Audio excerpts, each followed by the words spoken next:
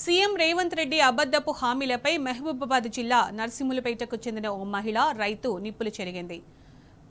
రేవంత్ రైతులను నిండా ముంచుతున్నాడని, చెప్పేదొకటి చేసేదొకటని విమర్శించింది. కాంగ్రెస్ నేతలు ఊర్లలోకి వస్తే తరిమి తరిమి కొడతామని చెప్పింది. తనకు 2 ఎకరాల 26 గుంటల భూమి ఉంటే కేవలం 11 గుంటలకే రైతు బంధు వచ్చిందని మండిపడింది. రైతులకు ఇచ్చిన ఏ ఒక్క మాట రేవంత్ నిలబెట్టుకోలేదని స్పష్టం చేసింది.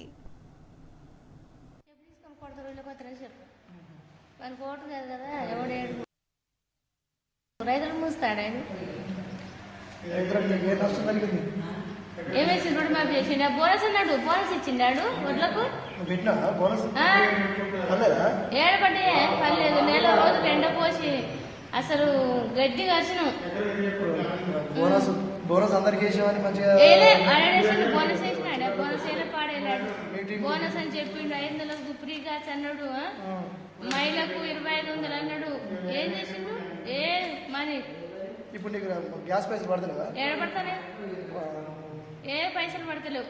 ఇప్పుడు రైతు బంధు ఎంత పడ్డాయి మరి? ఎన్ని ఎకరాలకు? 2 ఎకరాల 26 గుంటలు ఉంటే 11 గుంటలకు వేసిండు. మరి మిగతా దాని పరిస్థితి ఏంది? ఇట్లా మరి పరిస్థితి ఎట్లా? మరి ఎవరు సాల్వ్ చేయాలి? మేము ఎట్లా బతకాలి? రైతులను పట్టించుకుంటే ఆయన అవ్వాలి. ఎట్లా బతుకోమే? ఇంట్లో కూర్చుంటే బ్యాంక్ కోడ్ పిలిచి డబ్బులు ఇచ్చిండు మాకు. ఎప్పుడు? కేసీఆర్ ఉన్నప్పుడు.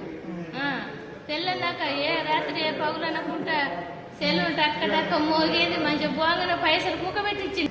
వీడు గెలిచిన కాంచన పాపం అయిపోయింది. వీడు ఇయ్యాడు. వీడు రావద్దు. వీడు ప్రపంచం మీదనే ఉండొద్దు. అసలు ఇంకేమన్నా రోగం వచ్చి కొట్టుకోపోవాలి.